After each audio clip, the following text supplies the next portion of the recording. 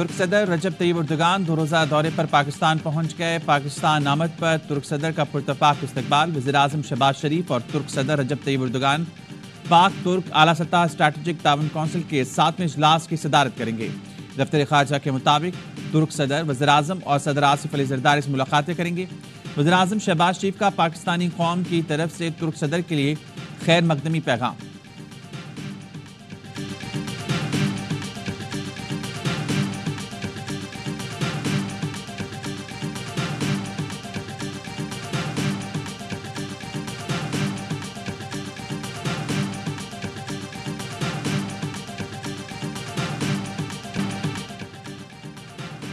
آئی M F نے بجلی قیمتیں کم کرنے کا پلان مانگ لیا۔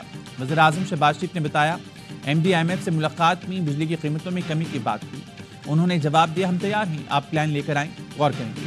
کابینہ اجلاس سے خطاب میں بولے، M D I M F سے مفید ملاقات ہوئی۔ انہوں نے بہت اچھے انداز میں پاکستان کی معیشت میں بہتری کی تعریف کی۔ وزیر اعظم کا کہنا تھا، سعودی عرب پاکستان کا بہترین برادر ملک ہے، سعودی خود مختاری اور جغرافیائی آزادی پر کبھی آنچ نہیں آنے دیں گے۔ کہا، گورنمنٹ سبمٹ میں غزہ اور فلسطین کے مسلمانوں کے لیے آواز اٹھائی۔ غزہ میں جو ہوا اس سے بدترین مثال دنیا میں کہیں نہیں ملتی۔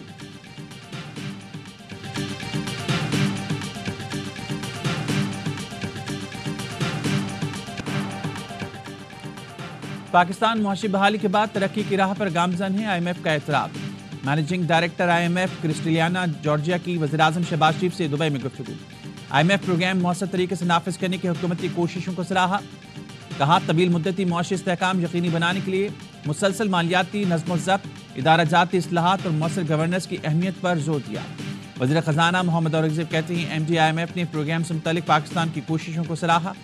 حکومت کی کاوشوں کی بدولت میکرو اکنامک استحکام خوشائند۔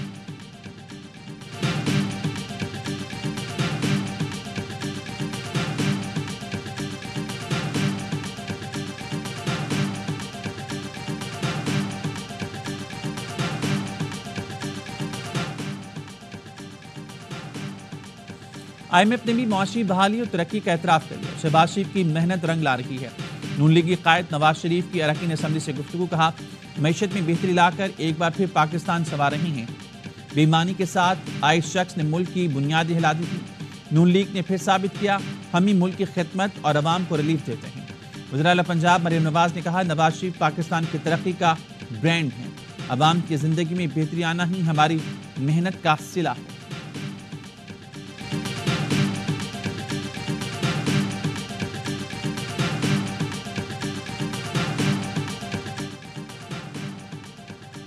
فوج اور عوام کے درمیان خلیج ڈالنے کی کوشش ناکام رہے گی۔ پاکستانی عوام بالخصوص نوجوانوں کا پاک فوج سے انتہائی مضبوط رشتہ ہے۔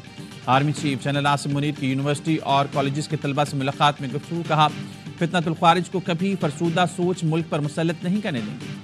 یہ فتنہ خوارج کس شریعت اور دین کی بات کرتے ہیں؟ پاکستان کے آئین کا آغاز بھی حاکمیت صرف اللہ کی ہے سے ہوتا ہے۔ ہمیں اپنے مذہب، تہذیب اور روایات پر فخر ہے۔ خیبر پختونخوا بلوچستان کے غیور لوگ دہشت گردوں کے خلاف آئینی دیوار کی طرح کھڑے ہیں۔ آرمی چیف نے ملکی خود مختاری اور علاقائی سالمیت کے تحفظ میں پاک فوج کے کردار کو اجاگر کیا۔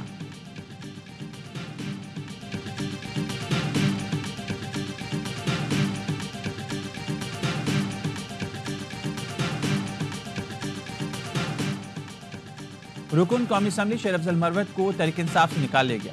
شیر افضل مروت کو پارٹی سے نکالنے کا نوٹیفیکیشن جاری۔ نوٹیفیکیشن کے مطابق بانی پی ٹی آئی کی ہدایات پر شیر افضل مروت کو پارٹی سے نکالا گیا۔ شیر افضل مروت کے ایشو کاز کے جواب اور اقدامات کے جائزے کے بعد فیصلہ کیا گیا۔ Notification additional secretary general P T I Firdous Shamim Naqvi نے جاری کیا۔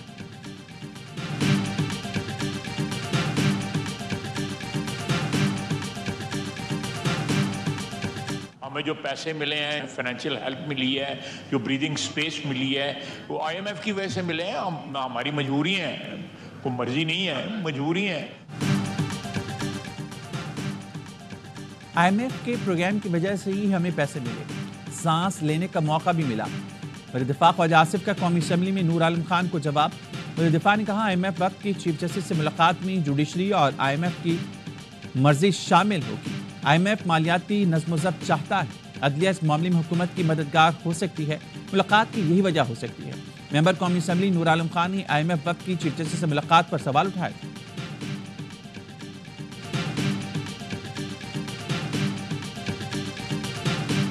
یہ پاکستان کی تاریخ میں بھی منفرد واقعہ ہے اور پوری دنیا میں بھی یہ ایک منفرد واقعہ ہے کہ IMF جو ہے وہ ہماری عدلیہ سے ملنا چاہتا ہے. کس طرف اشارہ ہے اس کا، کیوں ملے ہیں؟ لگتا یہ ہے ان کو ہمارے عدل انصاف پر تحفظات ہیں، شاید اس وجہ سے ملے ہیں.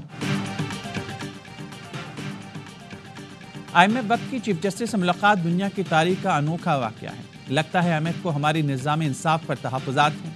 سربراہ JUIF مولانا فضل الرحمان کے اسلام آباد میں صحافیوں سے گفتگو. کہا حکومت دھاندلی کی پیداوار ہے، مجھے اس پر تحفظات ہیں.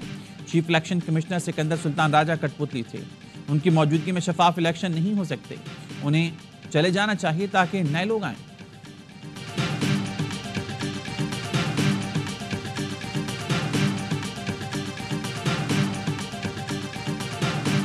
IMF کے وقت کا ہے، وہ چیف جسٹس سے ملا. چیف جسٹس صاحبان سے اکثر ایسے میٹنگز ہوتی رہتی ہے. سو نتھنگ رانگ. ہم سارے اپوزیشن پارٹیز کو ساتھ ملا کے چلیں گے، تحریک چلائیں. IMF اور چیف جسٹس کی ملاقاتیں اکثر ہوتی رہتی ہیں، اس میں کوئی غلط بات نہیں. چیئرمین PTI بیرسٹر گوہر کہتے ہیں ساری سیاسی جماعتوں سے اتحاد کے لیے رابطے کر رہی ہیں.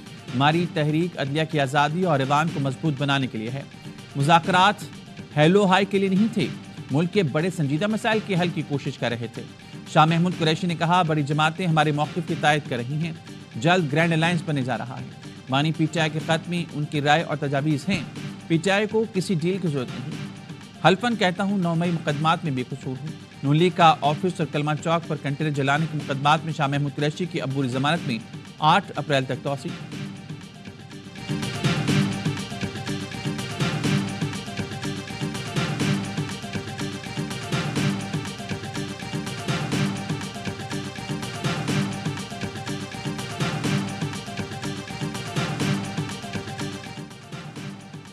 جسٹس سرفراز ڈوگر اسلام آباد ہائی کورٹ کے قائم مقام چیف جسٹس تعینات. نوٹیفیکیشن جاری. نوٹیفیکیشن کے مطابق جسٹس سرفراز ڈوگر مستقل چیف جسٹس کی تعیناتی تک فرائض انجام دیں گے. چیف جسٹس اسلام آباد ہائی کورٹ جسٹس عامر فاروق کی سپریم کورٹ تعیناتی کے بعد سینئر پیونی جج قائم مقام چیف جسٹس تعینات کر دیے گئے.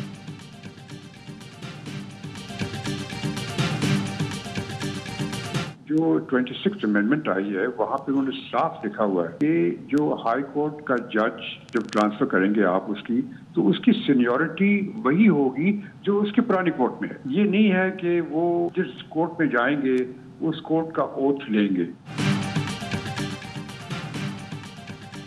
26ویں ترمیم میں لکھا ہے جج ٹرانسفر کریں گے تو سینیورٹی برقرار رہے گی.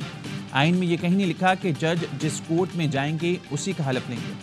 جسٹس ریٹائرڈ شائق عثمانی کا پروگرام خبر میں اظہار خیال. کہا جج جب حلف اٹھاتا ہے تو اسی وقت سے سینیورٹی شروع ہو جاتی ہے. جج اگر ٹرانسفر بھی ہو جائیں تو سینیورٹی حلف کے مطابق ہوتی ہے. آئین کے مطابق ہائی کورٹ کا جج ہائی کورٹ کا ہی حلف اٹھاتا ہے.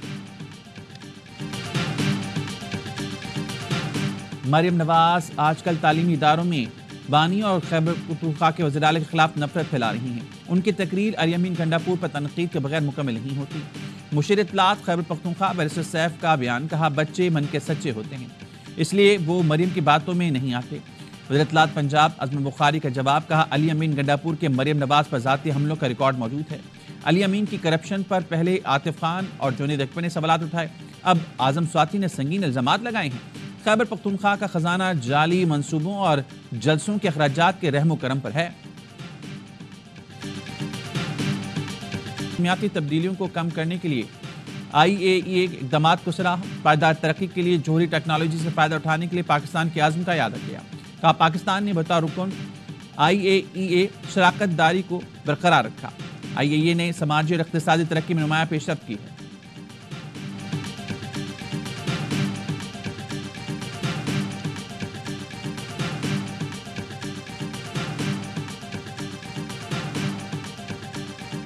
اس وقت کباڑ ہے اس کو آپ بکوائیں اور اس سے جتنے ارب روپے وصول ہوں گے ان ایمپلائیز کو مکمل پینشن بینیفٹس کے ساتھ پے آف کر کے you get rid of those employees. ہم اس 7 ارب کا بوجھ یا ڈسٹریبیوشن کمپنیز یا گولڈن ہینڈ شیک یا VSS کے ذریعے پورا انشاءاللہ کریں گے. بند بجلی پلانٹس کے ملازمین کے 7 ارب سالانہ تنخواہ بوجھ ہے. 1300 سے زائد ملازمین ہیں. مشینری کباڑ بن گئی جسے بیچنے کا فیصلہ کیا ہے. وفاقی وزیر توانائی اویس لغاری کے قومی اسمبلی میں اظہار خیال. کہا پہلے پلانٹس بکنے کے بعد ان ملازمین کو مکمل پینشن دینے پر ڈسکورس میں جانے کا آپشن دینے کا فیصلہ ہوا۔ ملازمین کے حقوق ختم نہیں کریں گے لیکن مفت میں 7 ارب روپے نہیں دے سکتے۔ کراچی سمیت ملک بھر کے بجلی صارفین کے لیے قیمتوں میں کمی، 1 ماہ کے لیے بجلی 1 روپے 30 پیسے فی یونٹ سستی کرنے کی منظوری۔